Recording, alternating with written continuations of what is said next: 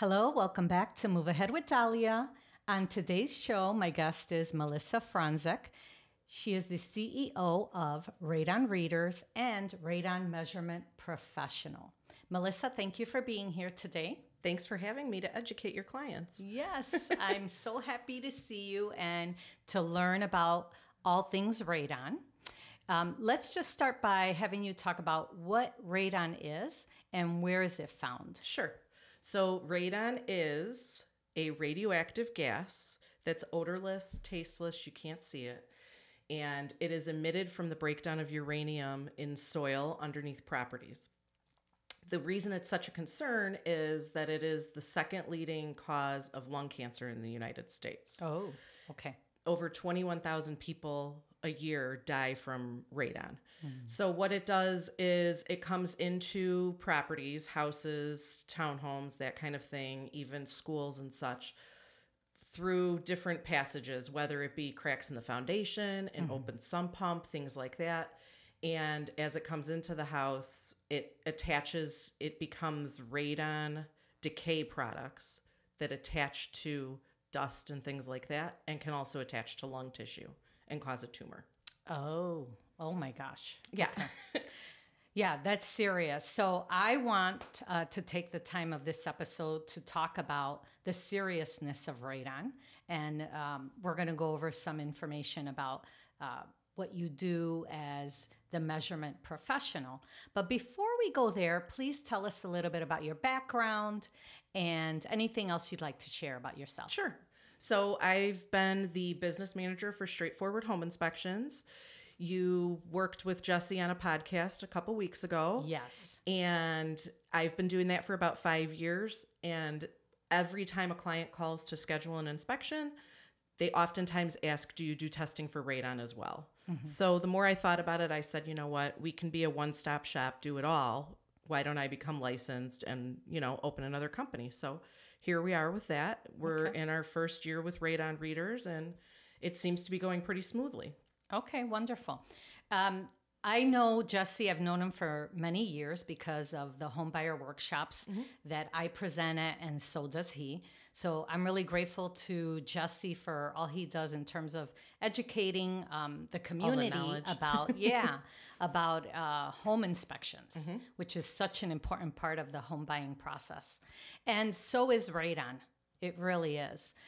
So let's talk about radon. So how is radon tested? Okay. So radon we're measuring the concentration of the radon gas in the air indoors, because radon is everywhere. It's outside, it's inside. So it's measured in picocuries per liter. And again, that's the concentration of it in the air. So outside, radon levels average 0.4. And inside, we like to see them below 2. Because when you spend time in your house and things like that, you don't want to have all this concentrated gas and radon decay particles and products, getting into your lungs and things like that. Okay. So when we test for it, and with a real estate transaction especially, it's a short-term test, so it's 48 hours. And we want to see under 4.0 picocuries per liter. That is what is actionable by the EPA to have it reduced. And we have found that most homes can be reduced to below 2. Interesting. So when we do a 48-hour test, we like it if it's below 4, we're happy with that. If it's over 2, because it is a short-term test, because it does fluctuate seasonally, we like to suggest that it be tested again or possibly mitigated, just because it's such a fine, when you're in your attorney review period and you're trying to figure out, you have that short amount of time to decide what's going to happen and that kind of thing.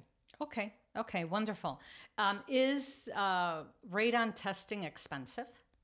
It's not expensive. I mean, comparatively to what you're dealing with, that kind of thing, it can range anywhere from $180 to $250.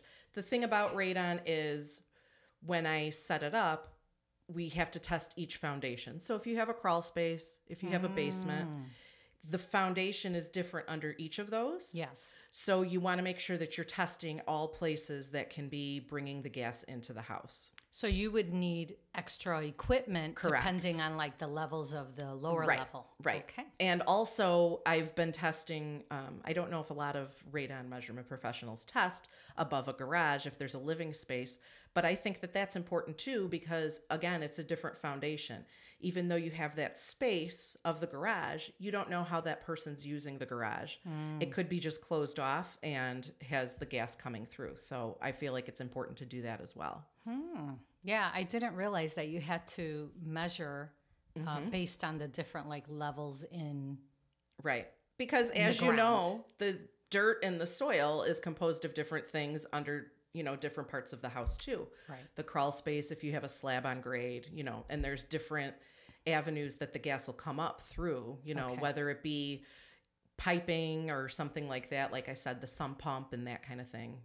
And is there a specific height that radon can? That's a great question. access? So, and that you're right. With radon, that's what's important to know is we always want to test on the lowest livable area. Okay. Because as radon rises, it does dissipate and become less and less. So it's not as important to test a third floor condo as it is to test a garden apartment condo. Because as it goes up, it's going to go away and be, more like the outdoor air at that point. Interesting. Yeah. So funny you say that because last year or the year prior, I listed a condo in Irving Park, Old Irving, and the condo I listed was on the third floor, but there was another condo in the garden unit that was for sale. It wasn't my listing, and it went under contract. And the buyer tested for radon, and they had to mitigate. And who would have known that, right? I mean, it's in the city. People think, oh, this stuff doesn't happen in the city. Right. But technically, radon is everywhere. It's everywhere. And that's very important too, because a lot of times people are like, oh, I live in Chicago, I don't have radon. And I'm Yes. like, no, you don't understand. It can be here and not on either side of you. It could be on both sides of you and not at your property. That's why it's important to test. And I feel like everybody should be aware. And I appreciate when the realtor is adamant about telling people you want to know what's going on, because a lot of times, like I said, in Chicago, they're like, oh, it's not here.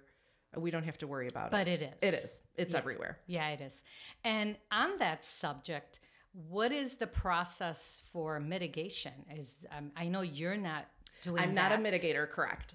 So the mitigation process, and again, I was looking over what the terms and everything are, and it's subslab depressurization. And to anybody listening to this podcast, they kind of just want to know what is actually going to be done. Right. So when we mitigate for radon, we seal off any cracks and openings.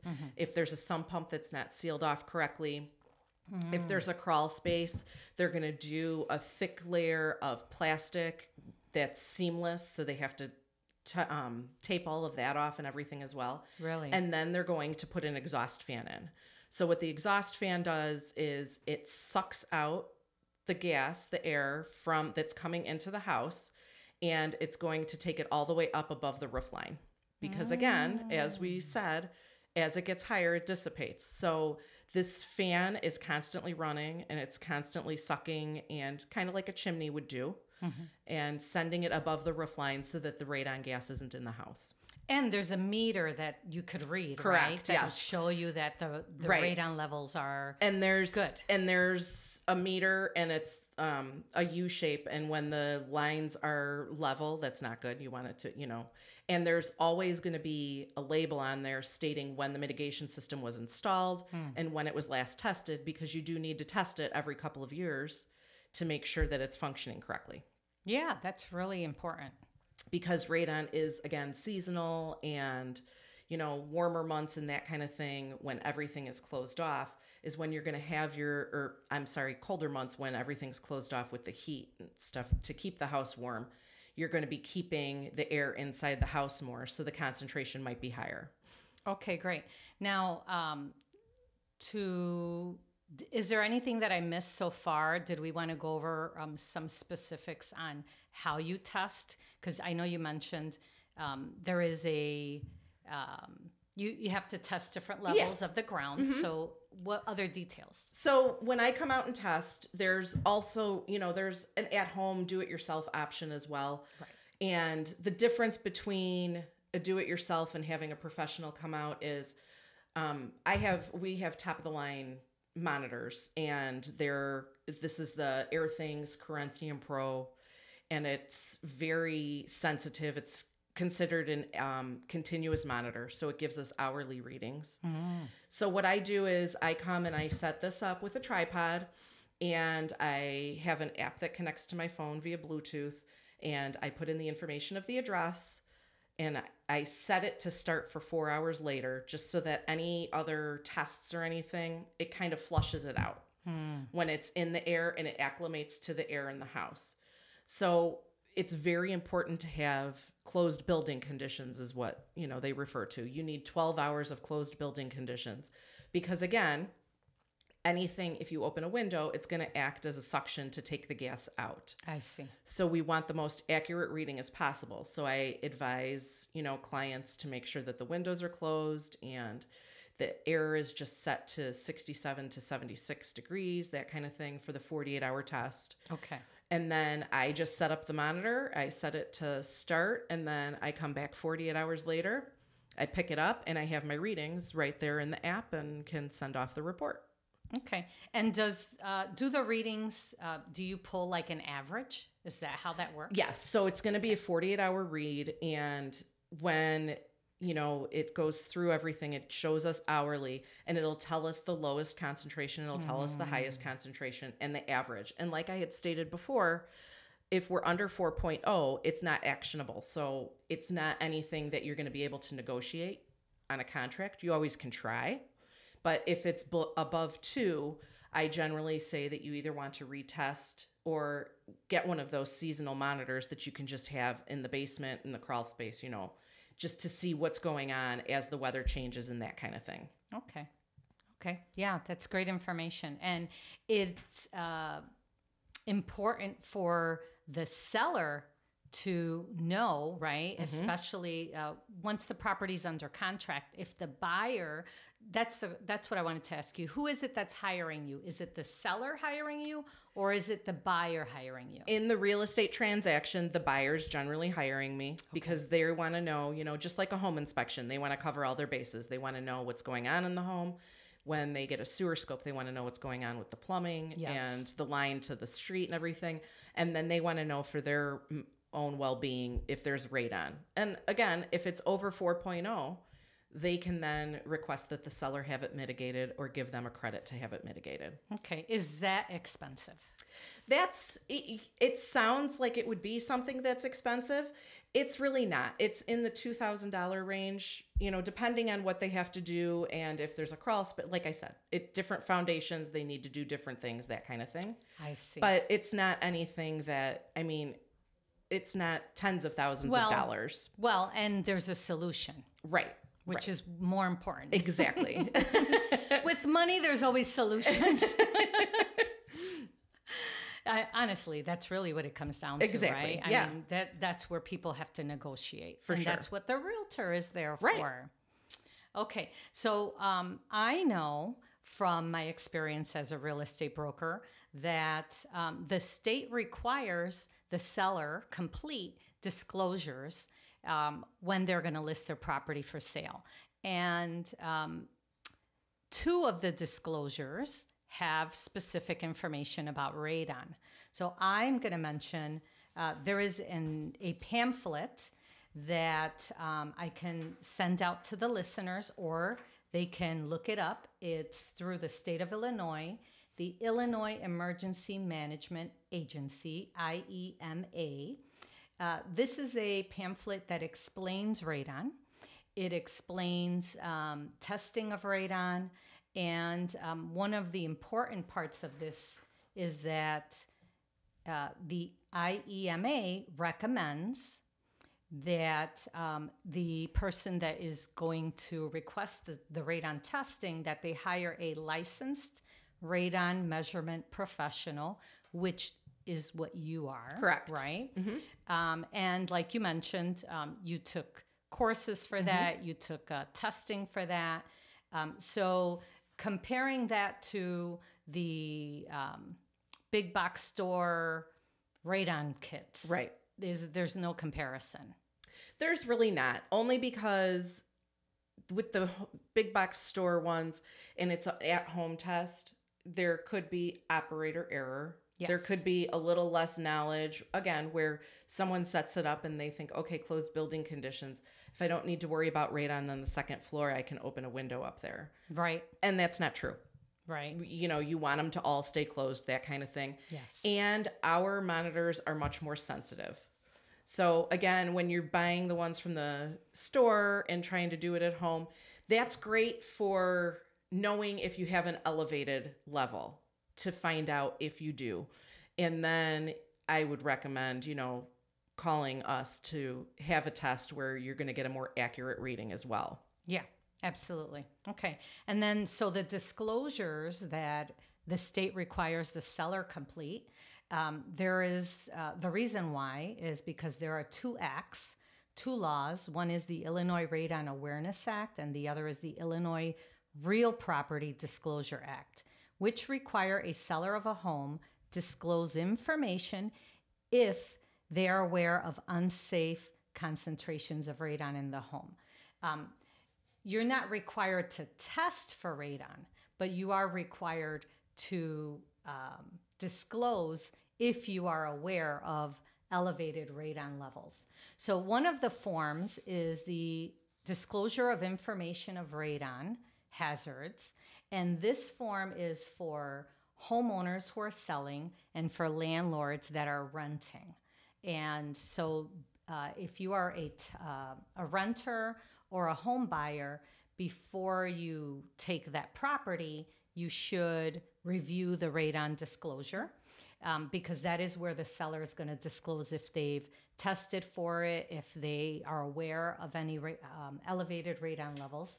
And then the second one is the Residential Real Property Disclosure Act. And that one has 24 questions. And number 15 asks the seller, I am aware of unsafe concentrations of radon on the premises, yes or no. And if you are not, then you just say no. But if you have tested or you knew about this previously, you have to disclose it. It is the law. So I just wanted to make sure that the listeners know that, especially if you're on the end of the party of the buyer or the tenant, that's one of the forms that you should be reviewing. Right. Mm-hmm. Yeah. So awesome. That's great information about radon. Let's talk a little bit more about how people can reach you, and what other resources would you like to share for people that want to learn more about radon? Awesome. Okay, great. So Dalia has the website pulled up here, and it's meant to look a little scary because people don't realize it is a scary thing. Having radon lung cancer is equivalent to a non-smoker smoking 8 cigarettes a day. Oh. So if you're a smoker, that's doubled. Yeah. So your risk of, getting sick from radon is doubled because if you smoke and whatnot. So it is kind of scary. And a lot of people don't, we didn't know about it years ago. Mm-hmm. We knew about it, but it wasn't a large concern. Mm-hmm. The EPA.gov has some really great resources, a homeowner's guide to radon, and like your pamphlet that you had from the IEMA. There's different things on there, like what a seller should know, what a buyer should know. And those were actually tested. I was tested on those things. It was like, you have to read through these, and it's great information because it kind of thin slices it so that everyone can understand without all the big, words and descriptions on what happens with radon and mitigation and that kind of thing. So those are really great to know. I also think it's worth noting that even if it's new construction, again, I tell our clients all the time, even with a sewer scope, you don't know what's going on underground. So you still want to test. And the thing that's nice about new construction now is they're installing passive radon systems as new construction goes up, which is good because again, it's seasonal, it can fluctuate, it can just be there. And then it's easier in the form of a mitigator to be able to have it switched from passive to active and have the radon mitigated. So a lot of times, you know, people think with new construction, I don't need an inspection, I don't need this, I don't need that. And that's not true, because all contractors and companies do things differently. And, you know, it's important to have the full picture and information about everything. Yeah. Well, so the government website is? EPA.gov. Okay. And your website? Is radonreaders.com. Okay. Wonderful. So let's, I did want to mention before we wrap up, I'm going to ask you one more question before that, after that. But I wanted to just mention how much I appreciate you and all the work you do with Jesse through straightforward home inspections. Great inspector. I've known Jesse for many, many years, and of course you too. Mm-hmm. And I know the quality work that you both do for your clients. Mm-hmm. So I wanted to make sure that I mentioned that. And what is Jesse's website? straightforwardhomeinspections.com. Okay, wonderful. Is there anything else that we may have missed that you want to touch on before we wrap up the show? I just, like I said, I think it's important that people know what's going on. I actually, to relay a story from the neighborhood here even, mm-hmm. I ran into a woman and she asked me what I did, and I told her I was a radon measurement professional, and she thanked me for what I did. And I kind of laughed. I was like, well, I'm not a first responder. And she had told me that her ex-husband died at age 52 of lung cancer and never smoked a day in his life. Mm. And come to find out, his bedroom was in a basement in Jefferson Park, and they think that he had radon poisoning, and that's what caused his lung cancer. Oh my gosh. So it's just one of those things where I've learned so much just, going through my class and taking the test and everything like that. And I think it's really important that people realize it's here and you can fix it. Again, they say, every home can be brought down to below 2.0 picocaries per liter with mitigation. And, it's just important to realize that it is a health issue. Yeah. And interesting that you say that, because when I am showing homes, I do mention to my clients, I do mention the radon situation either way, because that's part of the inspections that I want mm-hmm. them to have. But I do mention to them that if they are planning to have anyone live in their basement, mm-hmm. Whether it's a child or, mm-hmm. older sibling or whatever, anyone, grandparents, whoever, that they definitely should have their radon testing done. Mm-hmm. So that's, I'm so glad you said that story. Yeah. And it's interesting because that, like anything else, unless you've ever dealt with it, again, water problems in a basement, those people know that they want a sewer scope. So the people who are aware of the implications and everything of these radon decay particles attaching, and that's the thing, it attaches to lint, it attaches to dust. And then when you breathe it in, it's going to attach to your lung tissue as well. And you can't smell it and you can't see it. Correct. Yeah. Kind of like a carbon monoxide. Exactly. Mm-hmm. Yeah. Okay. Awesome. Well, thank you, Melissa. Thank you for having me. Yeah, this was amazing information. Thank you so much for giving us all the details that we need. I hope that the information is useful for the listeners, and that they take it very seriously when they're going to buy a home, or if they're selling a home.